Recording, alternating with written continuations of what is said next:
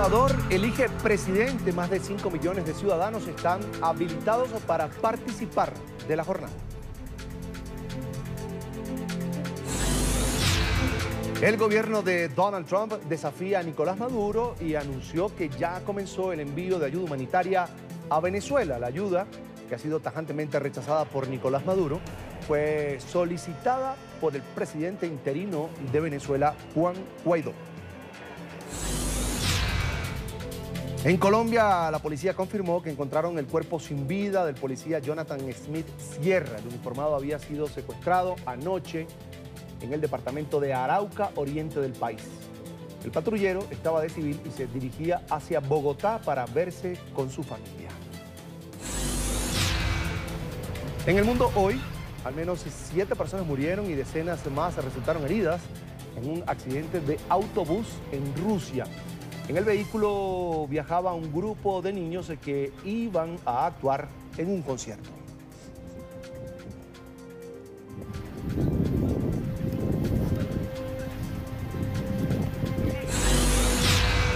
Hola, sean todos bienvenidos a la tarde fin de semana. Soy Carlos Eduardo Sánchez y como siempre es un gusto acompañarlos a ustedes a través de la señal del canal de las Américas NTN 24. Les recuerdo que estamos en Twitter, estamos como @latardenTN24, @CESánchezM. Gracias por compartir con nosotros, así comenzamos.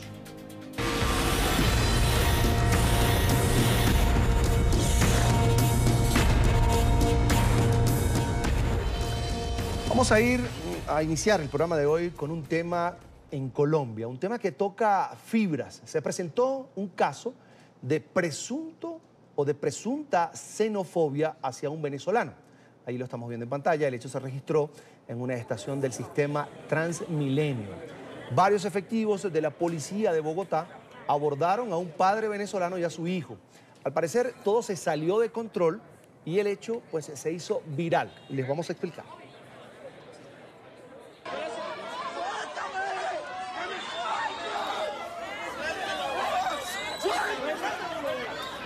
En este video se puede ver cómo la requisa a un joven venezolano por parte de agentes de la Policía Metropolitana de Bogotá, la capital, allí los ven, terminó en una confrontación entre los usuarios del sistema Transmilenio. En medio del susto, el papá del joven se metió entre los policías para tratar de que soltaran a su hijo.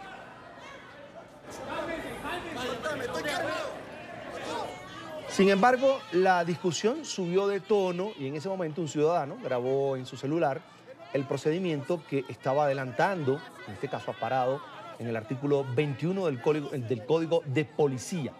En la secuencia se observa cómo el joven venezolano fue despojado hasta de su franela.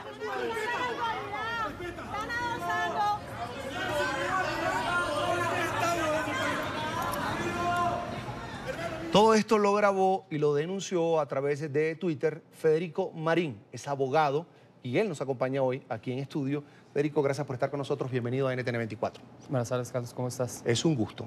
Lo mismo. ¿Tú eres defensor de derechos humanos?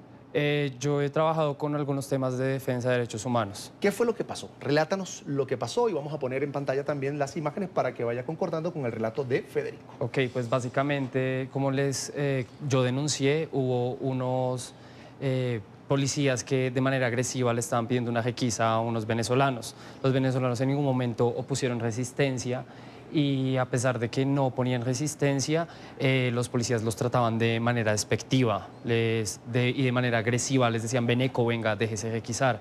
La gente se empezó a molestar, los venezolanos también se empezaron a molestar y de repente uno de los policías arrinconó contra la ventana de Transmilenio al hijo, al menor. El padre empezó a gritar que soltaran al hijo y la situación se fue subiendo de tono y los dos venezolanos pues tratando de librarse pues de cómo los estaban maltratando.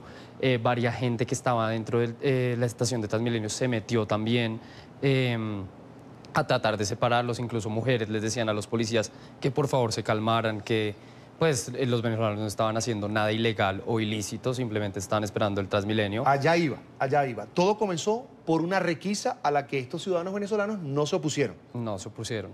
Y la actitud, tú dices que la actitud de los funcionarios, de los efectivos de la policía fue algo que te alarmó. Sí, exacto. O sea, y no solo a mí, sino pues a toda la gente que está alrededor mío, pues alrededor de la situación. Por eso es que en los videos se nota como varias personas les están diciendo que los suelten, que se calmen, que por favor, pues ellos no estaban haciendo nada, estaban esperando el Transmilenio como cualquier otra persona.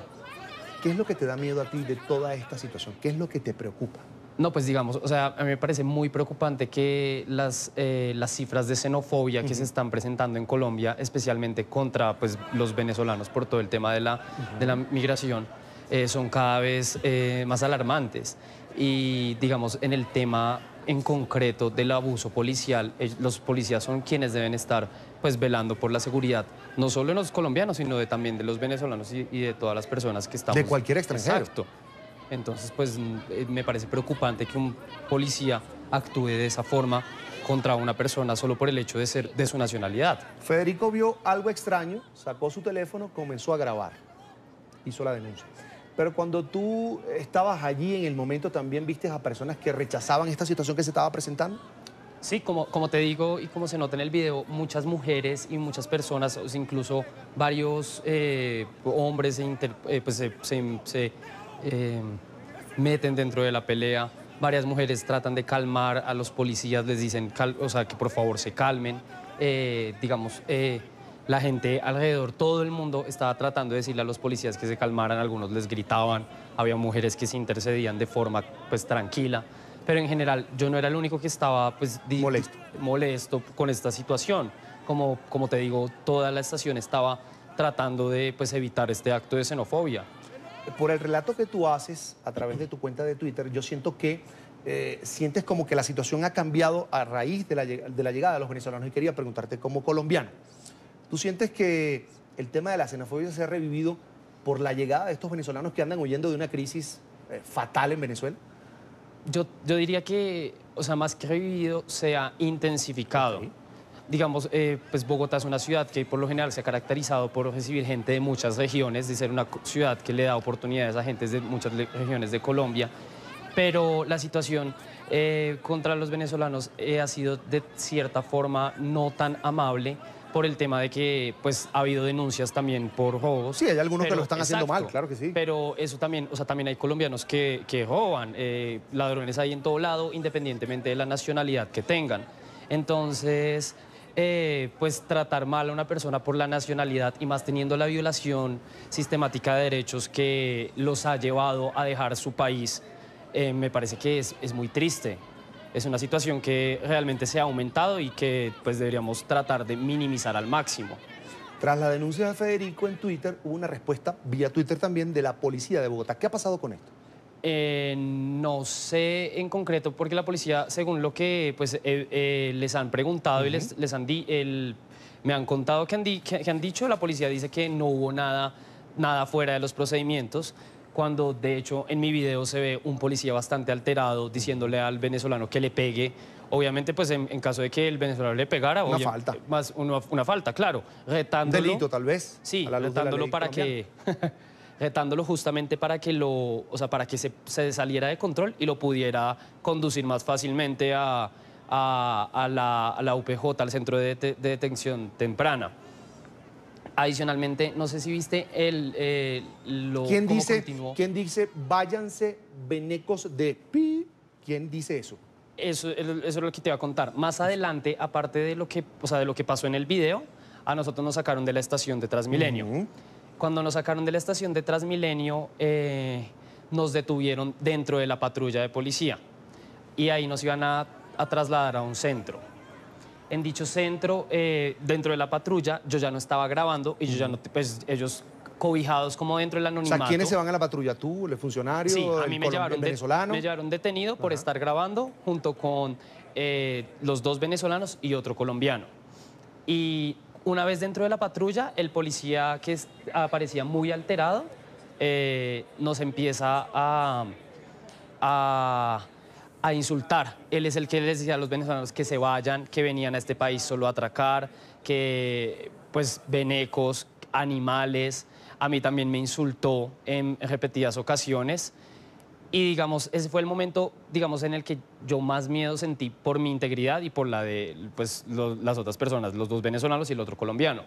porque pues con las cifras que hay de abuso policial, que no son muchas, y eso yo quiero dejar en claro, mi denuncia no es contra la policía en general. Claro, porque además la policía colombiana goza de mucho respeto por parte del colombiano. Sí, claro, y yo las respeto y pues de hecho ellos han tenido un papel muy importante en la historia de Colombia y en el conflicto armado también han sido víctimas, entonces no es como tal desprestigiar la institución, porque de hecho estos lunares concretos son los cuales desprestigian la institución. Entonces mi denuncia es frente a estos agentes en concreto y frente a la forma en la que estos agentes en concreto actuaron, no como tal contra toda la institución. Fíjate, Federico, ¿por qué hablamos de este tema hoy?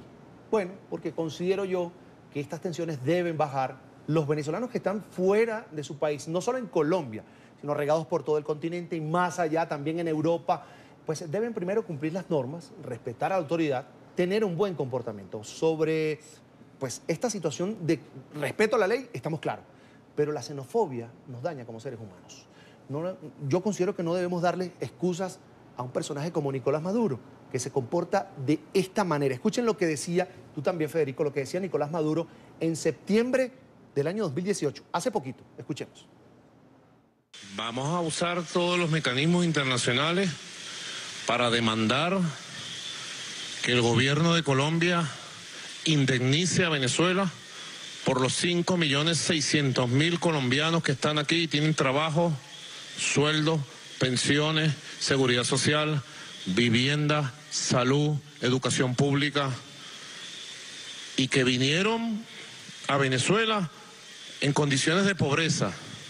No se conoce un caso que hayan venido con riquezas a invertir en Venezuela. Vinieron con una mano adelante y una atrás. Y le dijimos, hermanos colombianos, vengan acá, un abrazo. Y fue el comandante Chávez quien nos enseñó a respetar el gentilicio colombiano. Habla de amor Nicolás Maduro, pero Nicolás Maduro, antes de pues anunciar esta intención del gobierno venezolano, del régimen, de su régimen, de buscar una indemnización, además por el amor, como decía allí, y toda la atención, entre comillas, que tienen los colombianos en Venezuela, pues había ordenado expulsar de Venezuela a miles de colombianos. Se lo vamos a recordar a Nicolás Maduro porque creo que se le olvidó, se le salió la clase, esto en el año 2015, exactamente en el mes de agosto. Vean este reporte. Yo no creo que eso sea justo, que nos hayan sacado de allá así como unos perros, porque así fue como nos sacaron. Este es solo uno de los más de 500 casos de ciudadanos colombianos que han sido deportados desde Venezuela en menos de 48 horas. El drama es evidente.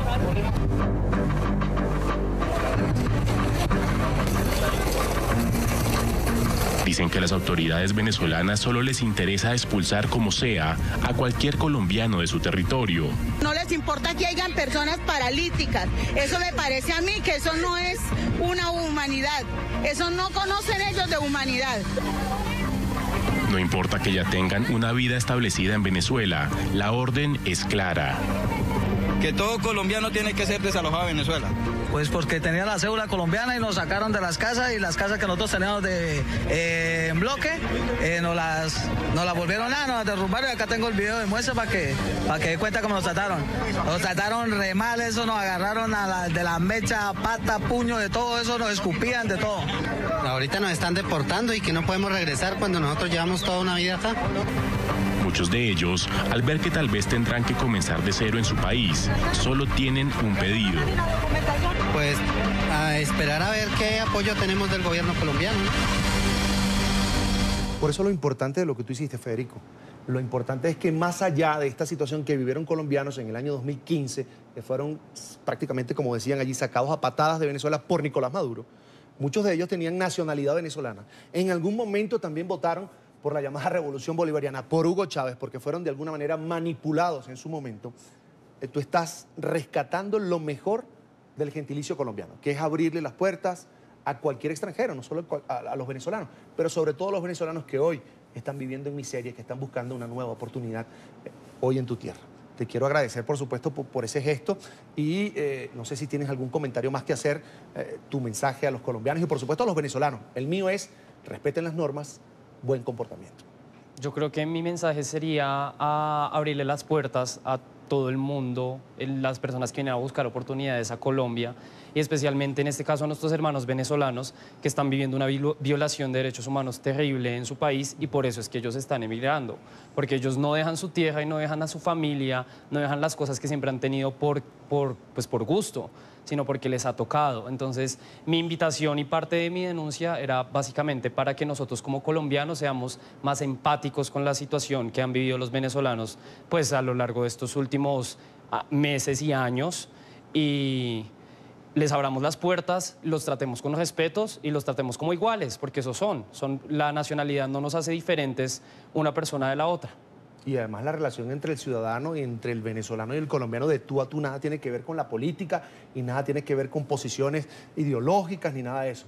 Es la hermandad que se estaría perdiendo por situaciones como la que tú grabaste. Te quiero agradecer, ese Federico Marín, abogado colombiano, por compartir estos minutos con nosotros aquí en la tarde de fin de semana. Federico, siempre un gusto. Vale, muchísimas gracias. Hasta la próxima. Que estés muy bien. Y más de 5 millones de salvadoreños están convocados hoy para elegir el nuevo presidente para el periodo 2019-2024. El actual mandatario, Salvador Sánchez Serén, entregará el poder el próximo 1 de junio. Saludamos a esta hora a David Cruz, periodista de nuestra cadena aliada Megavisión. David tiene toda la información. David, buena tarde. Gracias, amigos y amigas de NTN 24. Les cuento que acá en San Salvador continúan las elecciones presidenciales. Ya incrementó desde hace aproximadamente 25 minutos el número de personas que ingresa a los centros de votación. Estoy en el Centro Internacional de Ferias y Convenciones, conocido como CIFCO, el más grande de todo el territorio salvadoreño. Ya se ven pues algunas filas de personas queriendo emitir el sufragio. Les cuento que a las 10:25 de la mañana votó en este lugar el candidato presidencial de la Alianza por un Nuevo País, Carlos Calleja, y a eso de la 1:30 hora local lo hizo el candidato de Gana, Nayib Bukele. El candidato del gobernante FMLN, Hugo Martínez, votó en otro centro de votación de la capital, mientras que el cuarto aspirante, Josué Alvarado, del partido Vamos, votó en San Salvador también durante horas de la mañana. La Fiscalía General de la República no reporta ninguna anomalía hasta el momento, salvo que en algunos centros de votación han habido inconvenientes pequeños, pero ninguna situación que lamentar. Así que los comicios en El Salvador se desarrollan dentro del marco de la normalidad. Estaremos pendientes de cualquier hecho que pueda suscitarse y por supuesto lo llevaremos a través de esta pantalla. Así mi reporte desde San Salvador, El Salvador, para NTN 24, informó David Cruz. David, una muy buena tarde, gracias por ese completo reporte. Conozcamos ahora quiénes son los principales candidatos en estas elecciones presidenciales en El Salvador. Ellos son Hugo Martínez, candidato del oficialista Frente Farabundo Martí para la Liberación Nacional, allí lo tienen en pantalla. Es ingeniero agrónomo y tiene 51 años. Fue canciller, además de su país, de El Salvador.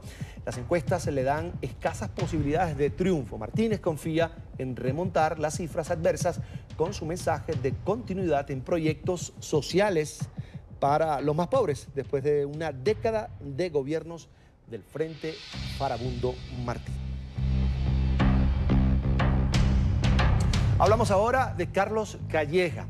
Es un joven empresario de la mayor cadena de supermercados del país centroamericano. Es la carta, allí lo van a ver, de la derecha para recuperar el poder perdido hace una década. Busca la presidencia por la Alianza Republicana Nacionalista Arena. A muy corta edad se trasladó a Estados Unidos, donde estudió en la Escuela de Negocios de la Universidad de Nueva York. Ahora vamos a ver el perfil de Nayib Bukele, político de 37 años y de ascendencia palestina. Inició su carrera con el Frente Farabundo Martí para la Liberación Nacional, pero más tarde creó su propio partido. Se llama Nuevas Ideas. Fue alcalde de la capital del país, San Salvador, y ganó protagonismo por su activismo en las redes sociales, donde divulga sus obras sociales y culturales.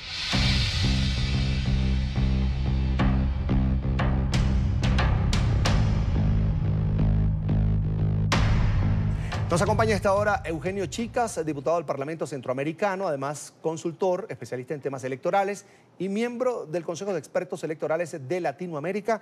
También fue presidente del Tribunal Supremo Electoral de El Salvador. Allí lo ve en pantalla. Señor Chicas, bienvenido, una muy buena tarde.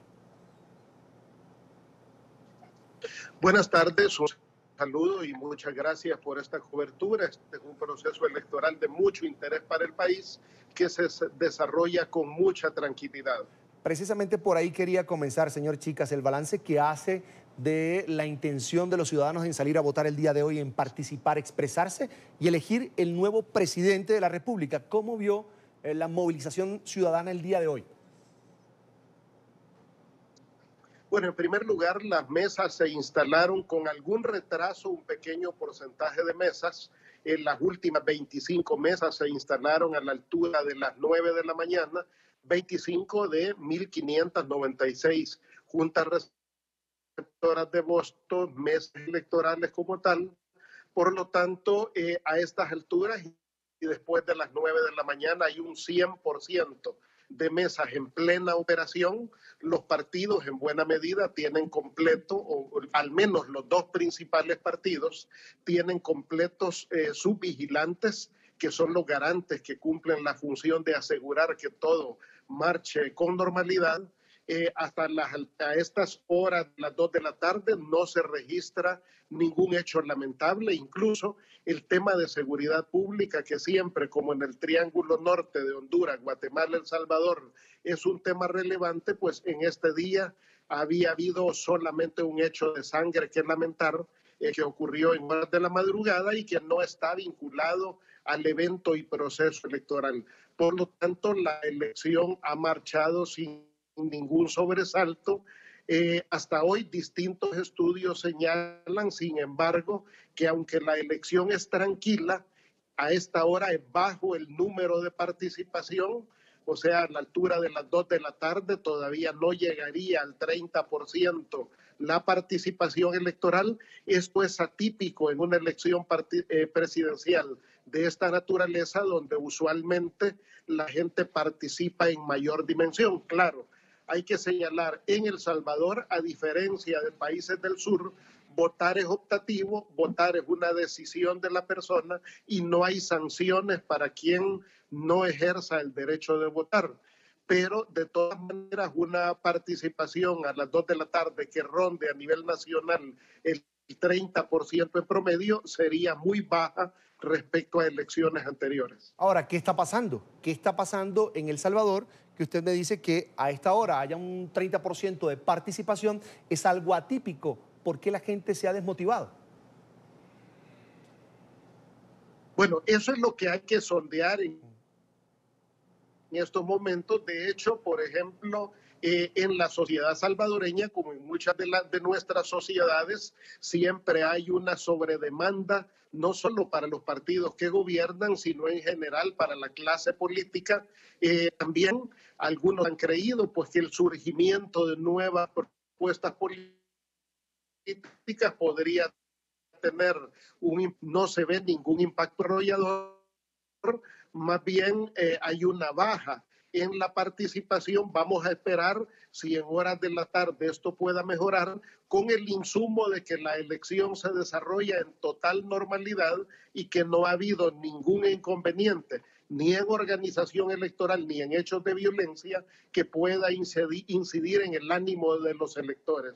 Por lo tanto, me parece que va a ser importante el rol de los medios de comunicación, estimulando, llamando a electores para que puedan salir a ejercer el sufragio, que se extiende hasta las 5 de la tarde. Señor Chicas, ¿cómo está la credibilidad del ente electoral de El Salvador en el pensamiento, en la mente del ciudadano? ¿Sí creen en la transparencia?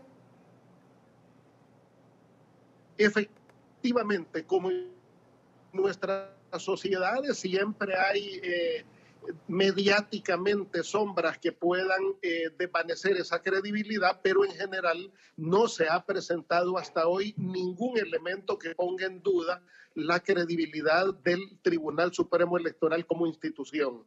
Todo el proceso electoral ha sido organizado de buena manera. Todo el proceso electoral, en este caso, ha tenido la logística a tiempo, la organización a tiempo, las pruebas previas y a los sistemas de transmisión fueron totalmente satisfactorias. Este es un proceso electoral donde hay un poco más de 1.500 observadores nacionales e internacionales. Hay muchas instituciones del Estado, participa la Fiscalía General de la República, observación nacional, observación internacional y el ente colegiado Tribunal Supremo Electoral de manera muy oportuna ha venido saliendo al paso a cualquier dificultad o contratiempo. Yo creo que podemos asegurar con plenitud que es una elección transparente y donde la autoridad electoral ha hecho todo lo necesario para garantizar esa transparencia. Yo con producción escogí 3 candidatos más opcionados en estas presidenciales: Hugo Martínez, Carlos Calleja y Nayib Bukele. Quería preguntarle por las posibilidades de estos aspirantes. Bueno, esta elección, por ejemplo, va a ser atípica también en un elemento. Las redes sociales, los sondeos de opinión han marcado una tendencia. Sin embargo, las redes sociales y el trabajo informático en el país todavía no tiene la magnitud de los países del primer mundo. Por lo tanto, nos parece que será el trabajo territorial el que en definitiva nos dará este día de la elección la claridad de en torno a quiénes puedan estar las preferencias. Todo apunta hasta hoy, según distintos analistas, según los estudios que hemos hecho de las distintas mediciones de opinión, que es bastante seguro que habrá una segunda vuelta, una segunda ronda electoral, la cual está prevista para el día 10 de marzo próximo. ¿A quiénes ve usted allí en esa segunda vuelta? Todavía debemos de esperar, o sea, únicamente 2 pasarán a esa segunda vuelta, pero todavía no podemos adelantar criterio de quiénes podrán estar en esa segunda vuelta. ¿Por qué razón?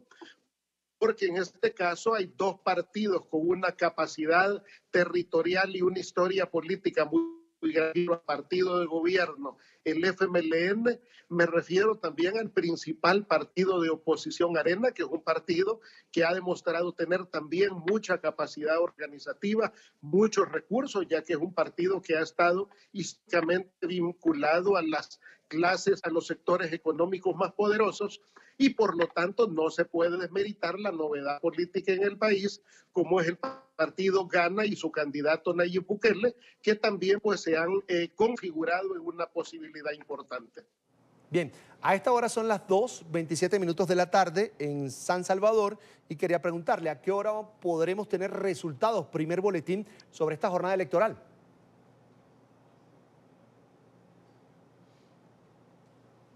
Hasta hoy, por ejemplo, en boletines, el Tribunal Supremo Electoral lo único que ha adelantado es la normalidad con que se desempeña la jornada electoral.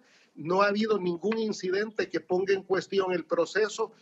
Todas las mesas, las 1.595 juntas receptoras o mesas electorales se están desempeñando con normalidad. Por lo tanto, no hay ningún incidente de parte de los del CHA. Muy bien, y todavía ya estamos a 2 horas que pongas y media de poder desarrollar o en tela de juicio ejercer su derecho al sufragio. Bien, vamos a agradecer a Eugenio Chicas, es diputado del Parlamento Centroamericano, además consultor especialista en temas electorales y miembro del Consejo de Expertos Electorales de Latinoamérica. Gracias por estar con nosotros aquí en la tarde fin de semana de NTN 24. Una muy buena tarde. Hasta la próxima.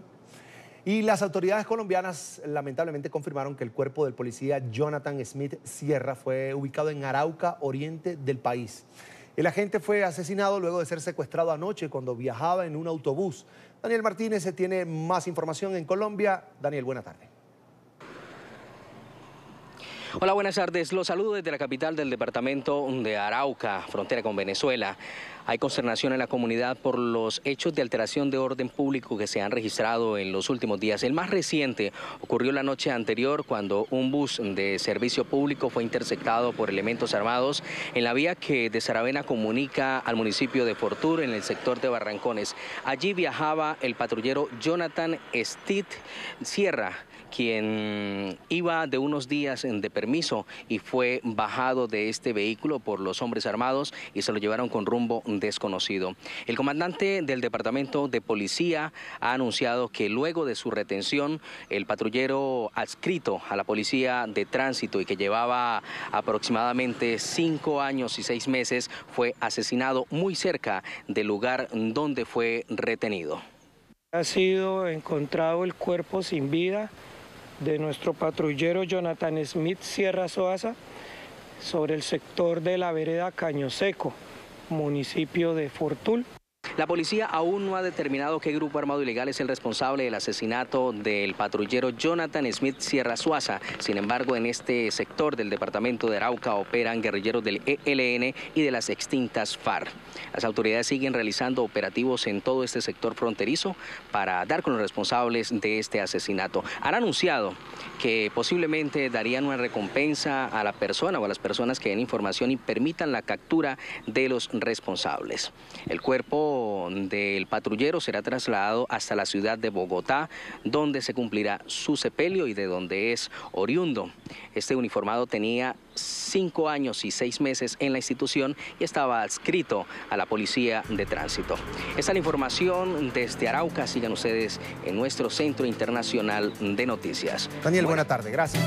Seguimos con más de la tarde fin de semana por NTN 24. El Departamento de la Patrulla Fronteriza y la Guardia Nacional de los Estados Unidos realizaron un simulacro de uso de la fuerza para contener migrantes en la frontera entre México y Estados Unidos. Las autoridades se preparan para la llegada de cientos de personas en la línea que comunica a ambos países. Las medidas de seguridad se dieron luego de que varias familias intentaran cruzar la frontera. El informe es de nuestra cadena aliada Excelsior Televisión. El Departamento de la Patrulla Fronteriza y la Guardia Nacional de Estados Unidos realizaron un simulacro de uso de la fuerza para contener migrantes en la línea fronteriza entre Chihuahua y Nuevo México. La intervención inició con un helicóptero en vuelo que por medio de altavoz advertía que no se pasara de la línea y dejaran de lanzar objetos o se actuaría con la fuerza al violar la ley federal de los Estados Unidos. Lo que estamos esperando o lo que se está entrenando es para cuando gente viene en masas, viene mucha gente a tratar de internarse a los Estados Unidos ilegalmente y más cuando vienen, ¿verdad?, con actos de violencia. Cuando lo quieren hacer a fuerzas, cuando lo quieren hacer con violencia, tenemos que estar preparados para poder prevenir este tipo de eventos. 120 elementos de la patrulla fronteriza y 40 de la Guardia Nacional con equipo táctico mostraron cómo es que se procederá si grupos de migrantes intentan pasar a la fuerza a Estados Unidos. El trabajo de la patrulla fronteriza es el resguardo de las fronteras de Estados Unidos. Tenemos que asegurarnos que no pase nada de violencia, que no se violenten las leyes de inmigración y de aduanas, ni que se viole la zona fronteriza. Se realizaron detonaciones y se utilizó gas lacrimógeno para dispersar a los migrantes. Después de esto, los grupos tácticos se retiraron, culminando el tercer simulacro en el área correspondiente a El Paso, Texas. Quiero saludar a esta hora a Evan Ahin, vicepresidente de operaciones de Nexus Services Incorporated, compañía especializada en defender los derechos humanos de los inmigrantes en los Estados Unidos. Una muy buena tarde, bienvenido. Muchísimas gracias por tenerme aquí el día de hoy. Es un gusto. Precisamente estos simulacros de los que hablábamos forman parte de ese controversial protocolo para la protección de inmigrantes que acaba de implementar el gobierno del presidente Donald Trump. Le pregunto, ¿cuál es su opinión? ¿Cómo lo ve usted? Bueno, en primer lugar, quiero decir algo muy claro. Lo que está diciendo el presidente Trump en este momento, él está actuando como un criminal, porque él está actuando contra las leyes federales y de los Estados Unidos. Cuando él empezó a manipular el gobierno de México, porque eso es lo que él está haciendo, para construir una barrera entre las personas que vienen de Centroamérica para los Estados Unidos, para aplicar para el asilo, que es parte de nuestras leyes de los Estados Unidos, él empezó a cometer delitos. Y entonces nunca ha debido de poder llegar hasta este punto, que se ha hecho creído que es un protocolo, porque no es contra la ley de los mismos Estados Unidos. Nunca ha debido de pasar esto. Ahora, ustedes como compañía especializada precisamente en la ayuda a los inmigrantes, ¿consideran que ¿Esta es la política correcta, la que se debe implementar para responder a esa caravana conformada por miles de centroamericanos que buscan hacer una nueva vida en los Estados Unidos? Mire, los Estados Unidos ya tiene definido cómo es que nosotros estamos supuestos de tratar a las personas que están pidiendo el asilo político. Es cosa que hemos tenido descrito por ya 20, 30 años. No es que tenemos que empezar algo nuevo, ya está, ya existe.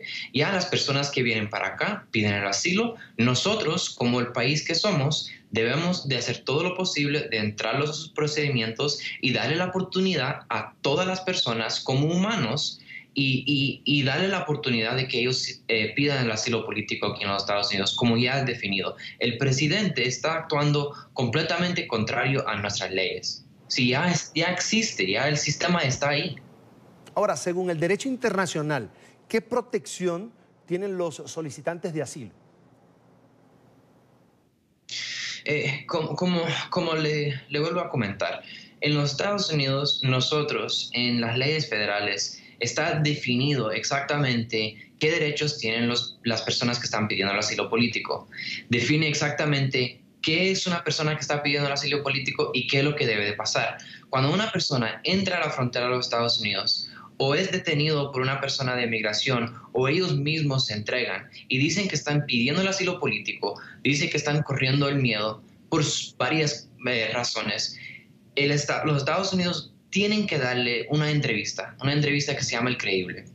Dependiendo en los resultados de esa entrevista, de ahí los Estados Unidos tienen el derecho o dejarlos libres o detenerlos hasta cierto punto en sus procedimientos, o se le da fianza o siguen detenidos peleando su caso, pero siempre con el derecho a las cortes, que ellos tienen la habilidad de aplicar por el asilo y hay un proceso.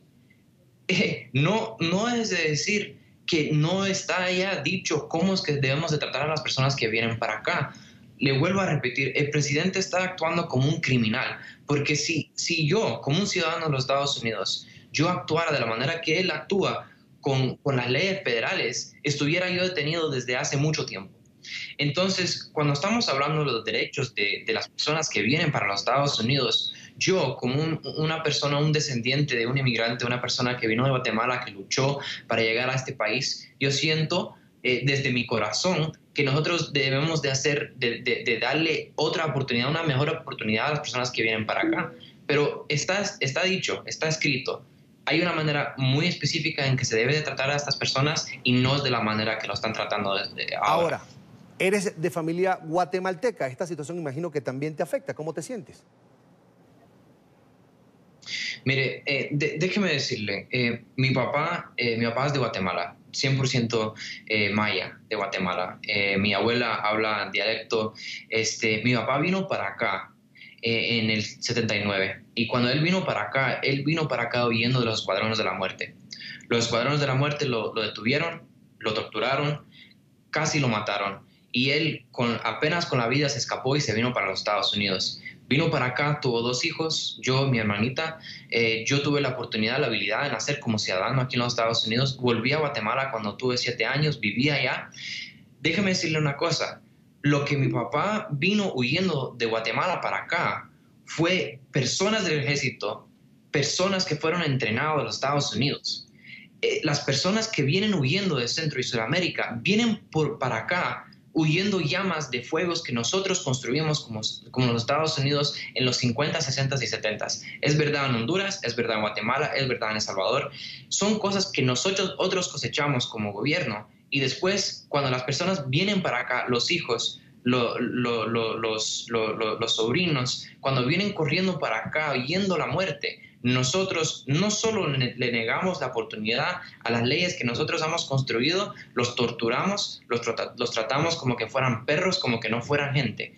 Es completamente lo más, en 100 años, la historia de ver lo que nosotros hemos hecho como americanos y nunca vamos a poder sentirnos bien por lo que está pasando. Dígame algo, cuando el gobierno de Donald Trump hace todo lo posible para evitar que estos ciudadanos centroamericanos puedan optar por el asilo en los Estados Unidos sin importar que vengan allí niños, pues ¿viola algún tratado internacional? Sí, así es, correcto. Hay varios tratados internacionales que dicen que nosotros tenemos que proteger a los refugios y a los aplicantes para el asilo político. No se lo puedo volver a repetir suficiente. Tenemos muy específica definido las leyes en cómo es que se tratan a estas personas. Eso viene incluyendo mamás, papás, niños, no importa. Y nosotros, bueno, no nosotros, el presidente va completamente al contrario de lo que ya dicen nuestras leyes. Ahora, las leyes migratorias de Estados Unidos van en contra de los tratados internacionales en materia, por ejemplo, de derechos humanos. No, perdón. Las leyes no van contra los tratos internacionales. Es la manera que está actuando el presidente. Como el presidente es el ejecutivo del país, él tiene la oportunidad, desafortunadamente, de controlar exactamente lo que está pasando en la inmigración. Por ejemplo, la detención, la separación de los niños, negarle la oportunidad del asilo. Eso sí es contrario a los tratos internacionales, pero eso es también contrario a nuestras leyes como Estados Unidos. Entonces, las leyes de los Estados Unidos con los tratos internacionales van parejos, van juntos, pero el presidente está actuando completamente al contrario. Sin embargo, pues estos inmigrantes tienen la posibilidad de hacer una vida en México, además con estatus migratorio legal. ¿Por qué no quedarse allí, en territorio mexicano? Mire, el tiempo que yo tuve la oportunidad de vivir en Guatemala, desafortunadamente en Guatemala mucho del país es controlado por las maras. No hay policía, el gobierno pues no les importa a estas personas. Uno mucho menos se puede mudar de una ciudad a otra porque quizás en el lugar donde uno vivía era controlado por una mara y no pueden ir entre otro lugar. Imagínense, no pueden moverse muy fácil entre su mismo país, peor entre otro país. Mucha gente piensa en que, bueno, es Centroamérica, ellos deben de apoyarse entre ellos, pero todo lo que es Centroamérica ahorita es una guerra. Ellos corren de un lugar donde hay guerra para entrar a otro donde hay guerra. Seguro que si las personas estuvieran protegidos, tuvieran la oportunidad de sobresalir en la vida en México y al saber que al darle ese estatus a ellos, ellos pudieran quedarse ahí y estar seguros, seguro que lo hacen. Pero estamos hablando del cartel, estamos hablando del gobierno que es corrupto, estamos hablando de una división entre los mismos hispanos, un odio entre nosotros. Hay muchas cosas que complican la habilidad de poder que estas personas se queden ahí. Es muy complicado, desafortunadamente. Es Evan Ajín, vicepresidente de operaciones de Nexus Services, una compañía especializada en defender los derechos humanos de los inmigrantes en los Estados Unidos. Te agradecemos mucho porque hayas compartido con nosotros estos minutos aquí en la tarde de fin de semana de NTN 24. Muchísimas gracias a ustedes y gracias por darnos la oportunidad de explicar un poco de la locura que está pasando aquí en este país y ojalá que muy pronto el presidente de los Estados Unidos ya no sea el presidente de los Estados Unidos, porque yo no quiero que mis hijos tengan que ver esto en su historia. Bien, gracias. Una muy buena tarde. Estados Unidos desafía al régimen de Nicolás Maduro y sigue adelante con el operativo humanitario para ayudar al pueblo venezolano. El asesor de Seguridad Nacional de los Estados Unidos, John Bolton, publicó en redes sociales varias fotografías que confirman el envío de varias toneladas de ayuda humanitaria. El gobierno encargado había indicado que los alimentos llegarán a varios centros de acopio, algunos situados en las fronteras de Venezuela con otros países. Estados Unidos mantiene en pie su palabra pese a la negativa del madurismo. El gobierno de Donald Trump confirmó el envío de varias toneladas de ayuda humanitaria para el pueblo venezolano. Estas fotografías, publicadas por el jefe de la Agencia para el Desarrollo de la Unión Americana, dan fe de ello, una operación de carácter humanitario que fue saludado por el asesor de Seguridad Nacional, John Bolton. Respondiendo al llamado del presidente Guaidó, Estados Unidos está movilizando y transportando ayuda humanitaria para la gente de Venezuela. Aplaudo el arduo trabajo de USAID, el Departamento de Estado y sus socios en la preparación de suministros críticos para avanzar este fin de semana. Y es que durante las movilizaciones de este sábado en Venezuela, el presidente encargado ya adelantaba la noticia. El día 24 autorizamos el ingreso de la ayuda humanitaria. Y ya tenemos un primer anuncio en este momento. No solamente fueron los 20 millones de dólares que ya conseguimos. Hoy anunciamos una coalición mundial por la ayuda humanitaria y la libertad en Venezuela.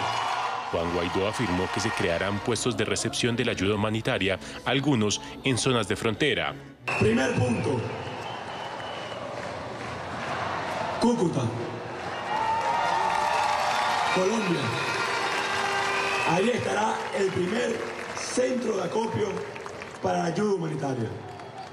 Y habrán dos más que anunciaremos precisamente dónde estarán en los próximos días. Pero adelanto, uno estará en Brasil y el otro estará en una isla del Caribe. El gobierno encargado hizo además un llamado a las Fuerzas Armadas para que permita la entrada de dicha ayuda para paliar la crisis humanitaria que golpea a Venezuela. Y mientras la comunidad internacional ya está enviando ayuda humanitaria, que tanto necesitan los venezolanos, pero que rechaza rotundamente, contundentemente, el régimen de Nicolás Maduro, Freddy Bernal, jefe de los comités locales de abastecimiento y producción, además policía reenganchado, llegó hasta la frontera con Colombia. Desde allí, ya lo van a ver, vistiendo el uniforme de la Fuerza de Acciones Especiales de la Policía Nacional Bolivariana y portando un fusil, ofreció, escuchen ustedes, un mensaje de paz y tranquilidad a los venezolanos. Y uno se pregunta, pues es quien habla de paz con un arma de guerra en el hombro. Muy buenos días, 4:20 de la mañana de hoy, 2 de febrero del año 2019.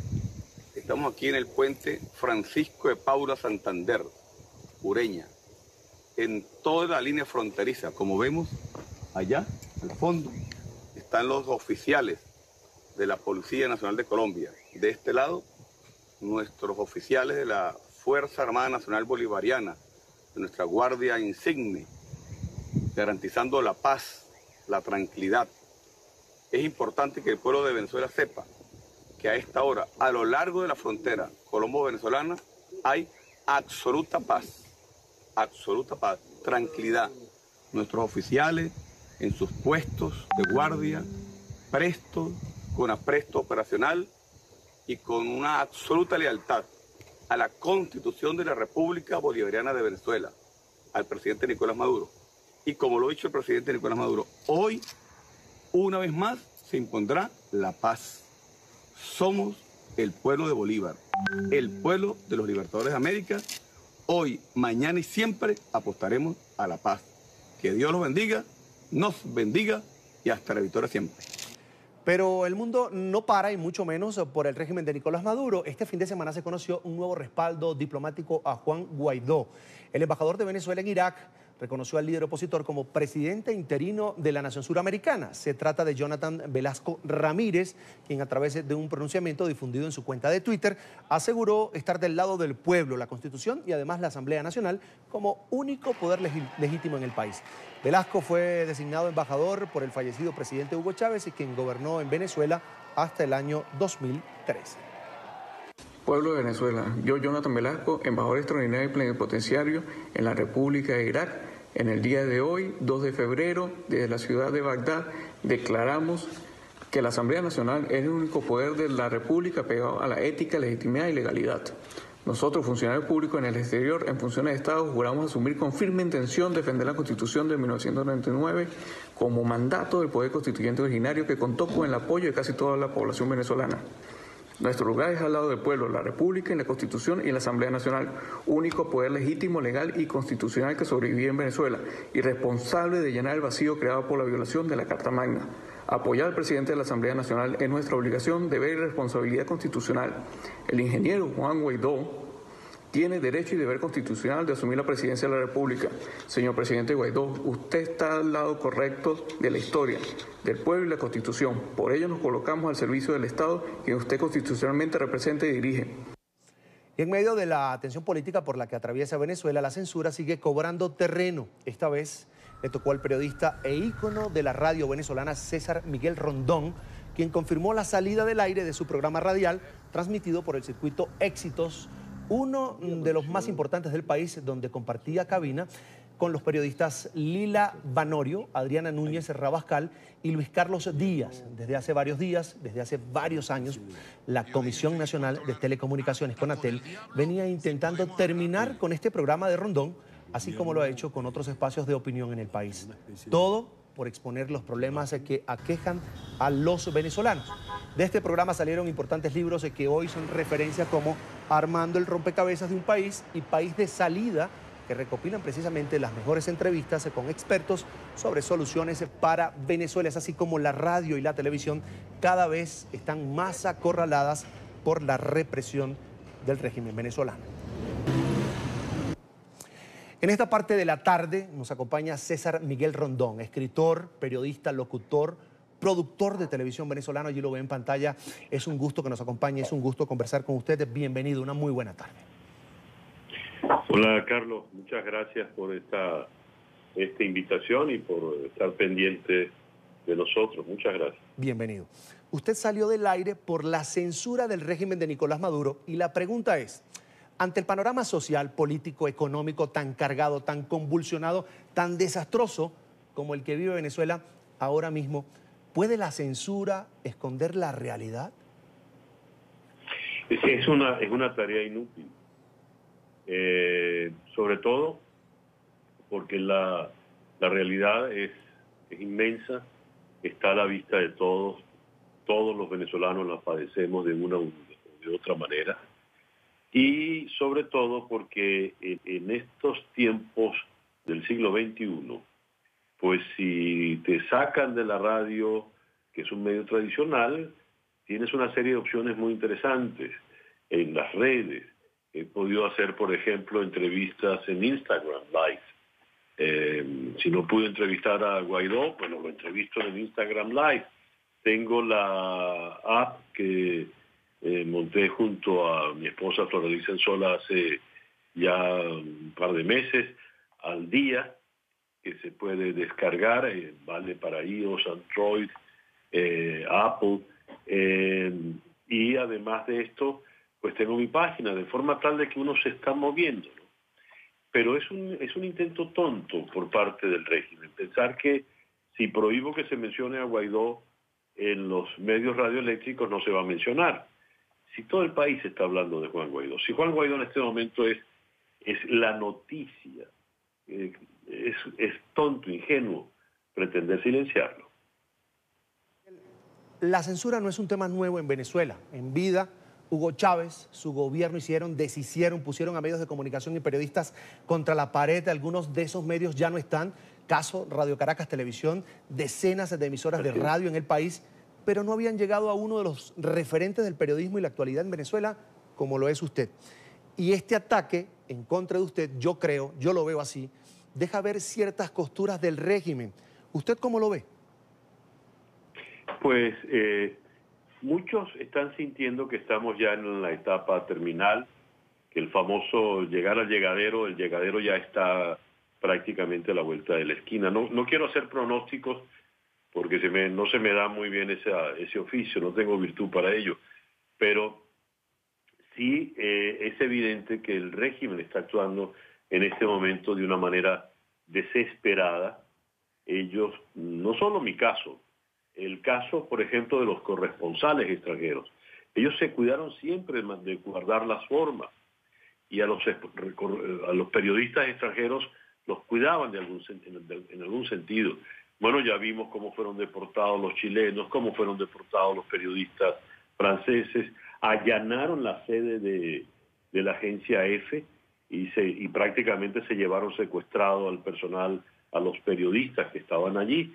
Estamos hablando de un régimen que está acorralado y al sentirse acorralado reacciona pues de una manera virulenta a lo salvaje. La semana pasada tuvimos 35 asesinatos de manifestantes y todos, como lo constató el Foro Penal, avaliados. Ahí no hubo ningún asesinado por un perdigón. Todos fueron con balas y un detalle escalofriante, no hubo heridos. Es decir, fueron condenados a muerte todos esos manifestantes, incluyendo menores de edad. Triste panorama. Si no me equivoco, fueron 30 años al aire con este formato de programa radial, 3 horas de 6 a 9 de la mañana. Y quería preguntarle cuál ha sido la clave todos estos años para que la gente en Caracas, en el resto de Venezuela, tuviera obligatoriamente que escuchar a César Miguel Rondón para estar bien informado sobre lo que pasaba en Venezuela y el mundo. Bueno, era una revista muy completa donde abordábamos lo que era la agenda del día, le dábamos un vistazo a los diversos medios y luego entrábamos de lleno al análisis de las noticias fundamentales con entrevistas muy puntuales. Y hacia la mitad del programa hacíamos un foro con autoridades, sobre todo autoridades académicas, expertos, profesionales, sobre los temas cruciales que nos estaban ocurriendo. Y también teníamos secciones más livianas que gozaron del favoritismo de la gente, las canciones que marcaron la vida de fulano, ellos que se conocen tanto. Fueron secciones que iban innovando. Y ya en los últimos 3 años incorporé a estos jóvenes periodistas muy talentosos, Lila Banorio, Adriana Núñez y Luis Carlos Díaz, que todos ellos biológicamente pudiesen ser mis hijos, ¿no? Yo les doblo la edad. Y también nos permitió abrir un poco el espectro. Cuando uno habla de 30 años de un programa al aire, está hablando de varias generaciones que pasaron por ese programa como actores en el programa y sobre todo como oyentes. He encontrado gente que me dice, yo lo oía desde que iba a la primaria y me gradué en la universidad y lo seguía oyendo, por ejemplo, cosa que por supuesto es un gran halago para mí. Fíjese lo que escribió Adriana Núñez Rabascal, con quien compartí en Venezuela, colega, amiga. Ella pone este post en Instagram, dice: nunca pensé que el final sería así. Sabía que algún día ocurriría, pero no así. Lamentablemente las circunstancias no nos permitieron decir adiós. Nunca entendí cómo ni por qué llegué a este proyecto que, sin duda, ha sido la mejor experiencia profesional de mi vida y que hoy, por la soberbia, pues nos arrancan. Lamento no haber aprendido lo suficiente. Lamento haber estado distraída en ocasiones. Lamento no haberme preocupado más. Ella lamenta no estar al lado de César Miguel Rondón. ¿Qué responde César Miguel? Bueno, me emocionan mucho las palabras de Adriana. Adriana fue una extraordinaria compañera. Yo sabía que ella iba a ser un suceso como sus compañeros y ella se entregó de verdad magníficamente en el espacio. Fue una compañía única. Es una joven periodista vital, muy ocurrente, con un extraordinario sentido del humor y de la oportunidad, un olfato magnífico para la noticia. A lo largo de tanto tiempo se conforman equipos que son como familia. Y eso ocurrió no solo con los que hacíamos el programa, sino con los oyentes. Los oyentes eran parte de nuestra rutina. Había una camaradería muy grande. Por eso todavía cuento con ese honor, ese privilegio único de que salgo a la calle y la gente me saluda como un amigo muy, muy estrecho, porque en definitiva yo estuve con ellos 30 años, ¿no? Estuve con ellos cuando le hacían el desayuno a los hijos, cuando los llevaban a la escuela, cuando se afeitaba el caballero frente al espejo. En fin, el venezolano me regaló el privilegio magnífico de ser parte de su rutina matinal. César Miguel es escritor, guionista, periodista cultural, hombre de música. ¿Cómo fue que llegó usted a ser ahora blanco objetivo, en este caso, del régimen? Porque el régimen no soporta la discordia. No soy ahora el blanco. Esto viene desde la primera entrevista que hice con Hugo Chávez cuando era candidato presidencial. Ha sido un proceso largo que se ha ido extendiendo a medida que las cosas se han ido complicando. Sí he de reconocer que en el periodo de Nicolás Maduro todo se agravó de una manera dramática. Maduro evidentemente nunca tuvo ninguna de las habilidades de Hugo Chávez, ni su carisma, ni su olfato político, ni sus mañas políticas. Es un hombre torpe que actúa de manera a la burda, ¿no? Y eso se está viendo ahora. Nunca habíamos tenido una situación tan grave en los medios, pero tampoco nunca habíamos tenido una situación tan grave en la sociedad. Cuando se habla de las penurias, de la falta de alimentos, de la falta de medicina, todo eso es cierto.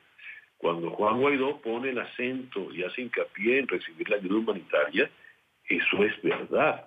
Y hemos llegado a una situación obviamente absurda, y es que un joven, como presidente encargado, abre las puertas del país para que llegue toda la ayuda humanitaria que está necesitando de manera desesperada el pueblo venezolano. Y un dictador obtuso, pues se empeña en cerrarlas para que no entre esa ayuda humanitaria. La pregunta que queda es de bulto. Señor, ¿usted qué quiere? ¿Que se mueran los venezolanos? Quería llegar a este punto, que habláramos del país, que habláramos de Venezuela. En transición, César Miguel, así es como muchos dentro y fuera de Venezuela describen al país y este momento que se está viviendo. Pero ahora, ¿cómo lo define César Miguel Rondón? No, en este momento todavía no está en la transición, está en una especie de limbo, está en una especie de marasmo. Guaidó, que ha insistido en los 3 puntos, lo ha dicho. Lo primero es el cese de la usurpación.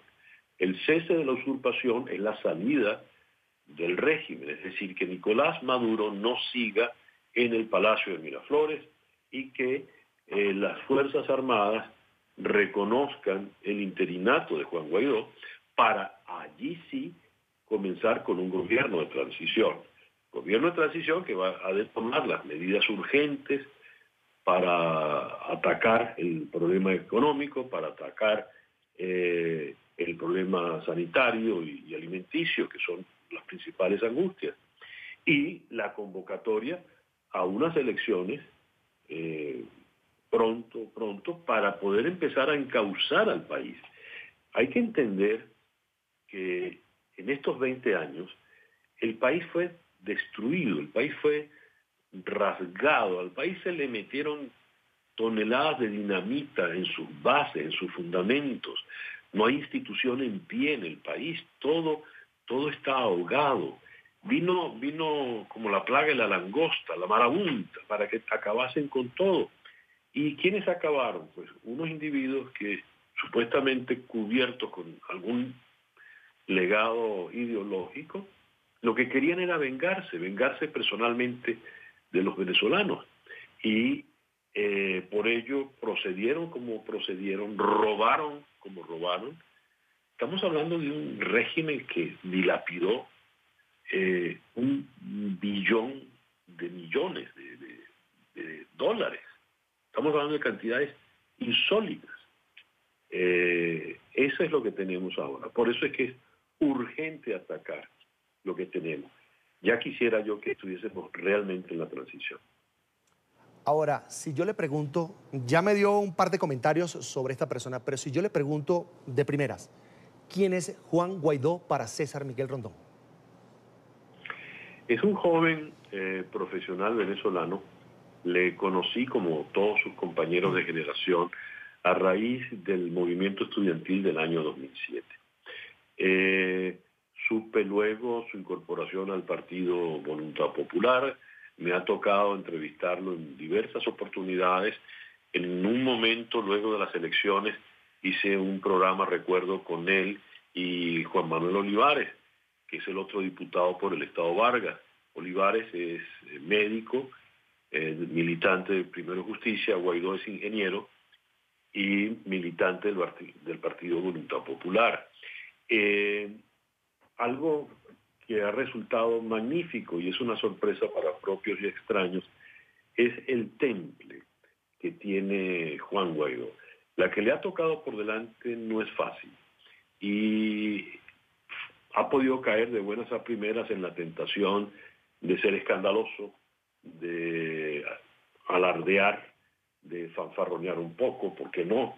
Si total le sobra tarima para gritar y amenazar, y sin embargo ni ha gritado ni ha amenazado, ha hablado todo el tiempo con una sindéresis única, envidiable, muy claro de lo que está haciendo y muy claro de a dónde es que él tiene que ir. En este sentido no parece ese joven de escasos 35 años, parece todo un veterano en la política. Claro, hemos vivido situaciones tan extremas que alguien que irrumpió en la política escasamente hace 12 años, en el año 2007, ya tiene un largo camino recorrido. En Venezuela la política ha sido tan cruel, tan áspera, tan dura, nuestra vida como nación, como colectivo ha sido tan dura que hemos tenido que madurar muy rápido y a golpes y porrazos. Juan Guaidó es, mira tú, el hombre de esta circunstancia y qué bien lo está haciendo. Ahora, César Miguel, ¿quién es Nicolás Maduro? Nicolás Maduro, pues es un error histórico de proporciones siderales. Pasaremos mucho tiempo para poder enmendar ese error. César Miguel, Hugo Chávez siempre dijo que la revolución bolivariana había llegado para cambiar el mundo. ¿En realidad hubo tal cambio? ¿Fue para bien o para mal? El único cambio que logró la revolución bolivariana de Hugo Chávez fue destruir a Venezuela. Él era, en la hora llamado galáctico, tenía sueños galácticos, pero una miopía extraordinaria, nunca pudo ver más allá de sus narices. Y hoy por hoy se ha comprobado también que sus ansias de historia eran mezquinas, porque también se dejó salpicar por la corrupción. Los casos de los tesoreros, de Andrade, de la enfermera, evidencian que, por ejemplo, la Tesorería Nacional, Hugo Chávez la utilizaba para premiar a sus más allegados.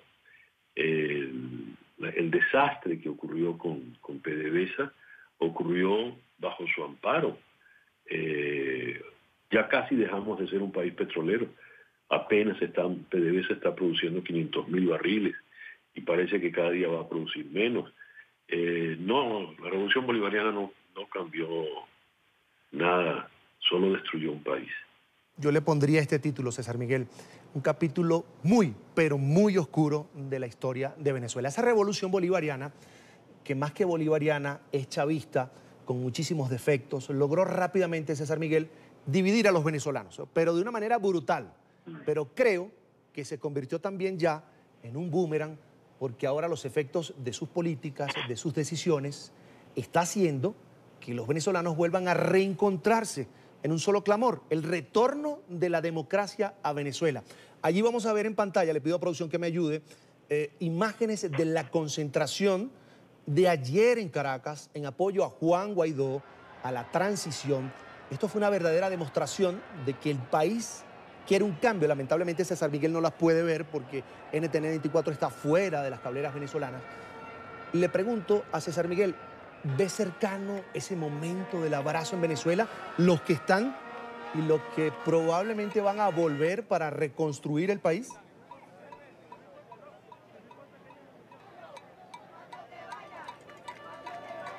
César Miguel, ¿me escucha? Sí, te estoy escuchando, Carlos, perfectamente. Le decía, ¿ve posible ese abrazo, ve cercano ese momento del abrazo de los venezolanos que están en Venezuela, que se la han jugado, que han luchado y los que probablemente van a regresar muy pronto para reconstruir el país? Claro, los venezolanos estamos desesperados por lograr una gran conciliación. No estoy diciendo reconciliación, sino conciliación, porque todos somos venezolanos. La polarización siempre fue un chantaje imperdonable de Hugo Chávez, seguido por los que tenía a su alrededor. Querer dividirnos en unos, en otros, en izquierdas o derechas, en oligarcas o pobres. Los venezolanos somos un solo pueblo, de verdad.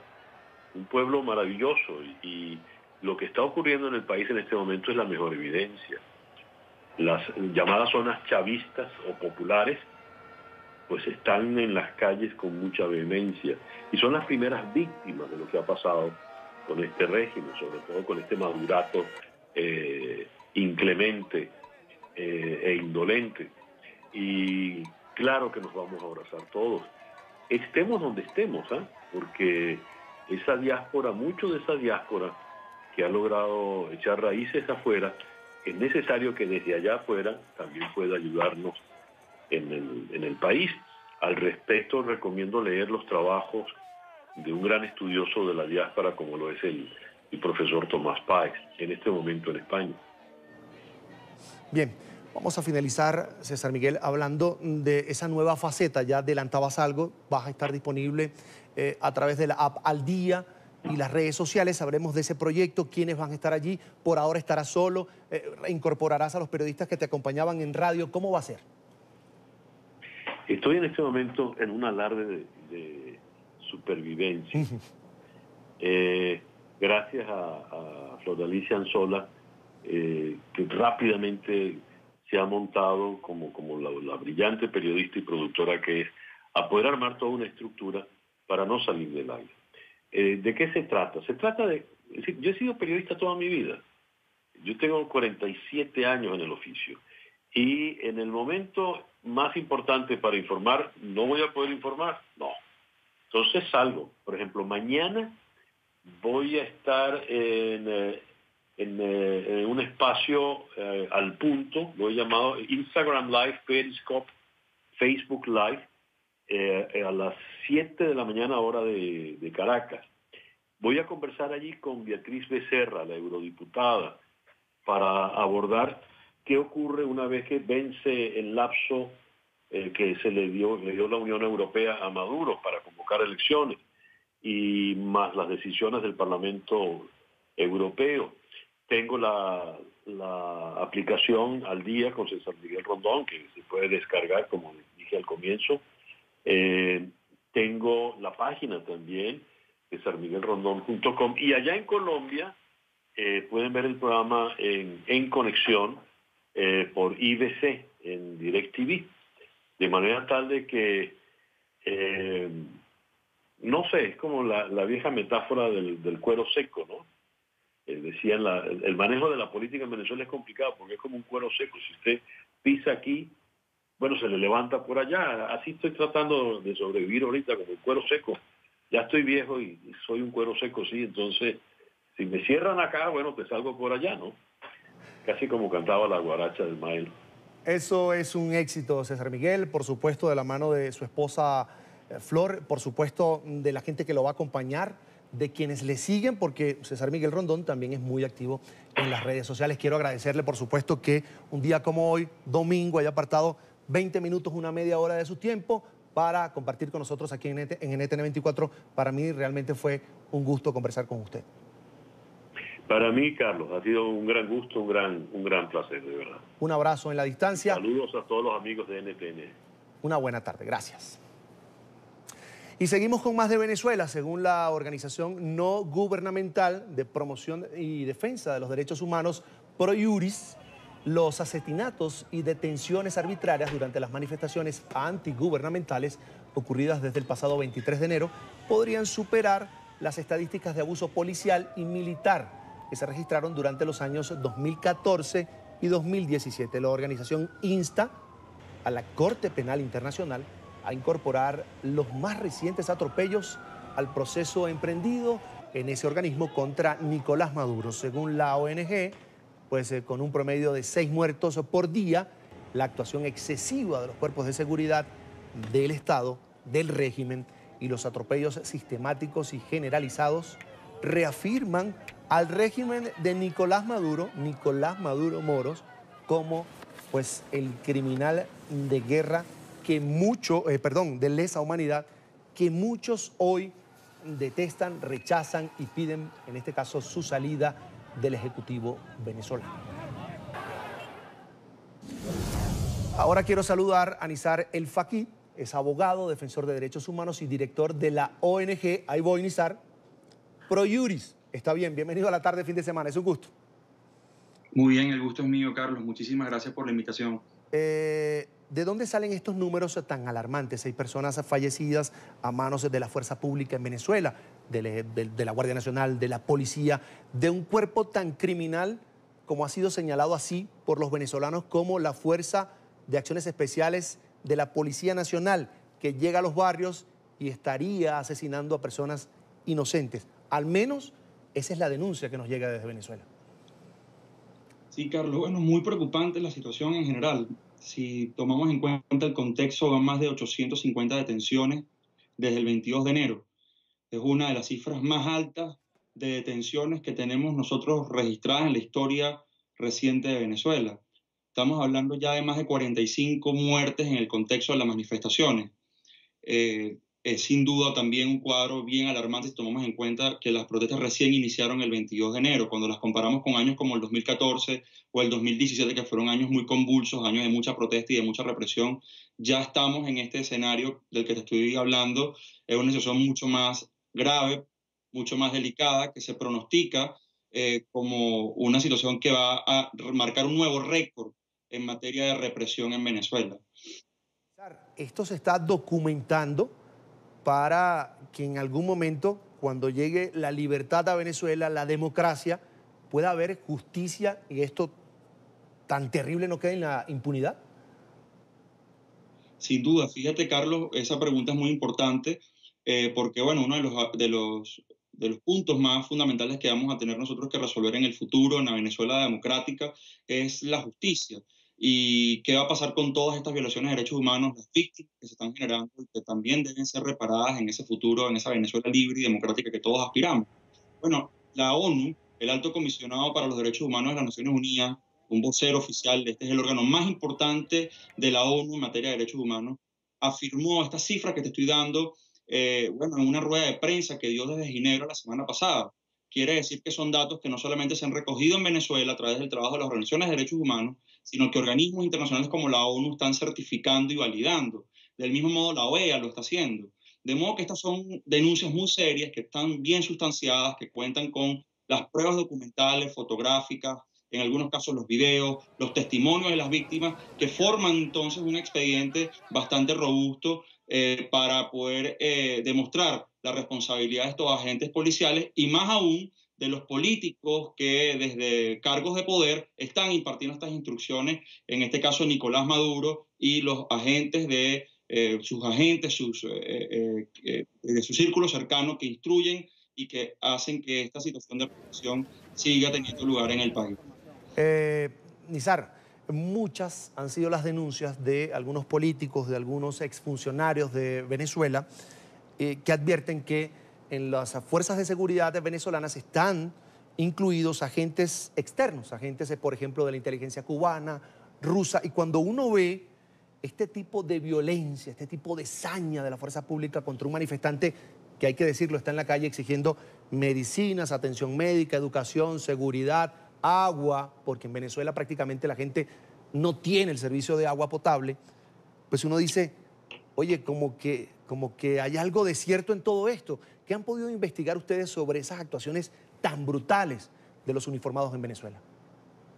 Sí, fíjate, Carlos, lo que estamos seguros es que existe un diseño del aparato represivo, existen unas instrucciones que se imparten en todos los cuerpos de seguridad del Estado a nivel nacional para que se ejecute de forma similar la represión.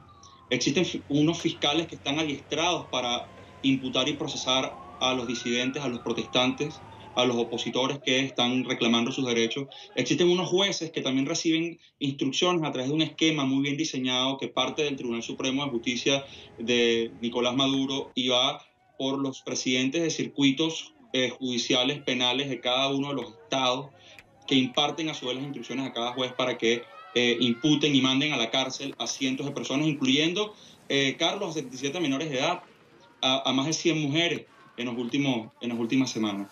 De eso hay mucho documentado y te da cuenta entonces que hay sistematicidad y que hay generalización en cuanto a la violación de derechos humanos, lo que hace que esto sea crímenes de lesa humanidad según lo establece el Estatuto de Roma y que por tanto estos actores tengan responsabilidad frente a la Corte Penal Internacional, que es un caso que se está documentando y sustanciando en esa instancia. Hay muchas cosas que se han dicho sobre quiénes estarían detrás. Realmente hay mucho hermetismo, ha sido muy difícil poder documentar eso con seriedad, y es una tarea que nos quedará hacer para poder determinar cómo es que está funcionando este aparato también, mientras en otras áreas el venezolano de hoy, bueno, no encuentra sus medicamentos, los que tienen VIH-Sida no encuentran sus antirretrovirales, los que tienen infecciones respiratorias no encuentran los medicamentos esenciales para tratarse, mientras los diabéticos no encuentran la insulina. Bueno, en esas áreas el Estado es muy ineficiente, yo lo llamo deliberadamente ineficiente, pero en la área de represiva, bueno, funciona perfectamente bien, reprimiendo para callar y controlar la sociedad venezolana. Lo que yo creo que sí es cierto, Nizar, es que esos jueces que reciben a un menor de edad, además algunos se presentaron, al menos un caso de un niño con síndrome de Down y pasa por todo ese proceso de humillación, creo que en algún momento tendrá que responder por esta actuación. Sin duda, Carlos, sin duda. Lamentablemente siempre el sistema internacional de justicia demora. Los tiempos del sistema de justicia no siempre son los tiempos que las sociedades reclaman. Es algo en lo que, bueno, venimos trabajando, luchando, cientos de activistas, abogados venezolanos que estamos tratando de empujar para que en Venezuela exista justicia, y es algo que no descansaremos, Carlos. Aquí es muy importante que se sepa que la justicia tarda, cuando llega, y en estos casos de crímenes tan atroces, la documentación que se tiene pormenorizada de centenares de casos de organizaciones que han estado dejando la vida en las calles para tratar de documentar toda esta situación va a ser fundamental, y vamos a recordarlo en el futuro inmediato cuando logremos recuperar la libertad y la democracia en el país, para hacer justicia no como un acto de venganza, sino para garantizar que esta situación, este capítulo horroroso en Venezuela no vuelva a repetirse nunca más en nuestro futuro contra nadie, incluso contra aquellos que hoy están cometiendo esos delitos, pues que deben ser procesados conforme a la ley y que deben ser tratados conforme lo establecen la Constitución y nuestras normas, ¿no? En pantalla, Nizar El Fakir es abogado defensor de derechos humanos. Quiero agradecer que haya compartido con nosotros estos minutos aquí en la tarde, fin de semana de NTN 24. Una muy buena tarde. Hasta la próxima. Muchísimas gracias. Saludos. Un gusto. Revisamos otras noticias del mundo. Hoy comenzamos en Rusia, donde al menos 7 personas murieron, entre ellos 4 niños y 30 más resultaron heridas en un accidente de autobús. El incidente se registró cerca de la ciudad de Kaluga, a unos 200 kilómetros al sur de Moscú. Las autoridades informaron que la unidad transportaba a 48 personas, en su mayoría menores de edad, quienes iban a un concierto. El representante especial de los Estados Unidos para Corea del Norte, Stephen Biegun, arribó a territorio surcoreano. El alto funcionario de la Casa Blanca se reunirá con sus homólogos de las dos Coreas antes de la segunda cumbre entre el presidente Donald Trump y Kim Jong-un, que se espera se celebre a finales de este mes en el continente asiático.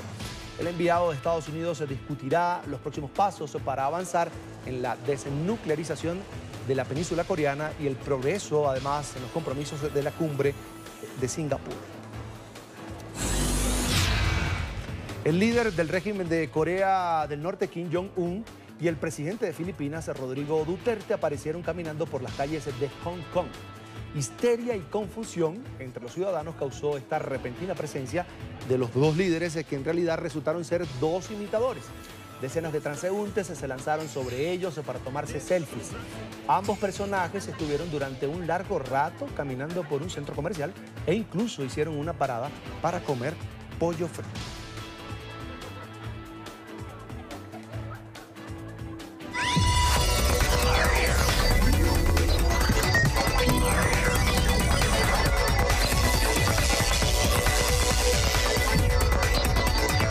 CST en la tarde fin de semana. Quiero saludar a esta hora a María Fernanda Fuentes, quien tiene toda la información de ciencia, salud y tecnología. María Fernanda. Hola a todos, es un gusto saludarlos en Ciencia, Salud y Tecnología aquí en la tarde fin de semana. Hoy en CST vamos a hablar del Internet, una iniciativa que tiene como objetivo ayudar a conectar e iluminar las zonas y comunidades en situación de extrema pobreza alrededor del mundo. En CST hablamos con el emprendedor social y líder de este proyecto, Camilo Herrera.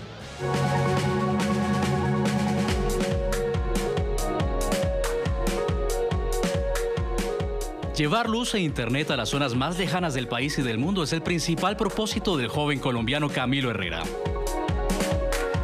Litroluz es un proyecto de iluminación autosostenible que arranca en Colombia en el 2011 y pretende beneficiar a una población que está en condiciones de pobreza extrema, que está en condiciones de muy difícil acceso y que habitan comunidades de conflicto. El proyecto, que busca generar emprendimiento en los jóvenes de las zonas más remotas de Colombia y del mundo, hace de este un líder social que motiva a cientos de comunidades. Camilo instala postes eléctricos en comunidades de bajos recursos que, además de brindar luz, brindan internet. Durante la instalación, Camilo enseña a las comunidades esta tecnología que consta de postes fabricados con material reciclado. Somos una organización que enseña a construir ciertas lámparas solares o sistemas de alumbrado público. Entonces, las personas y las comunidades reciben de una manera muy positiva todo el proyecto porque ellas aprenden a crear soluciones para sus problemas. De esta manera, Camilo y su proyecto Linternet ha llegado a beneficiar a más de 200.000 personas en el mundo. Herrera en estos días estuvo en Madagascar, en donde con su equipo y su tecnología benefició a 3 comunidades con luz e internet. La base de todo el proyecto es ir a donde nadie más quiere ir y es visitar a las comunidades a las que nadie quiere visitar y nadie quiere ver. Y es hacerlas pues también parte de la tecnología y es hacerlas parte de una revolución que llamamos la Solar Revolution, ¿no? Y es enseñarles a superar pobreza energética. El joven emprendedor busca generar ideales sociales en cada uno de los lugares que visita. Inmerso en condiciones vulnerables, Camilo presta su mejor servicio a la comunidad, guiando su iniciativa para un mejor mañana.